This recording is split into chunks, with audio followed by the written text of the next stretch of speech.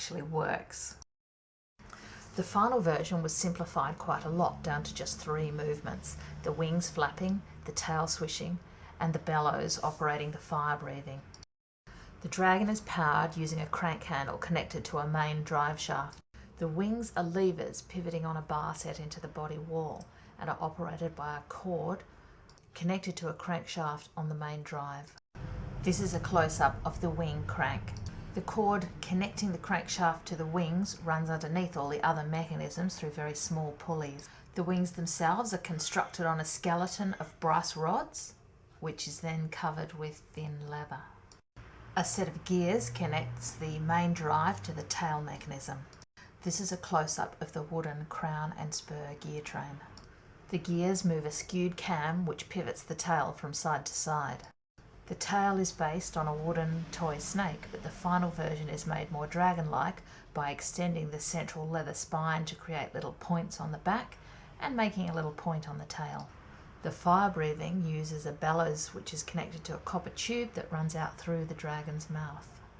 The bellows are just a miniature version of fire bellows. The bellows is the most complicated mechanism. A second crank on the main drive operates a ratchet next to the bellows. The ratchet has 8 stops so that it only operates once for every 8 turns of the crank handle, and there is a locking pawl underneath so that the ratchet doesn't go backwards. The ratchet is connected by an axle underneath the bellows to a snail cam on the other side. As the snail cam turns, it lifts a bar which gradually opens the bellows. When the drop section of the cam is reached, a spring pulls the bellows shut. Here you can see how the snail cam operates the bellows, and you can also see the ratchet in operation over the back.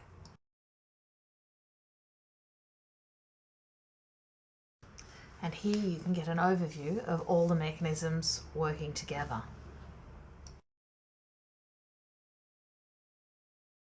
The dragon fire is created by blowing a powder fuel out over a candle flame.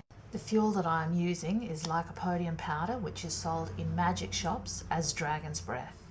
The powder is the spores of a plant called wolf's foot club moss, a plant which is related to ferns. And finally, we'll have a look at the dragon in action.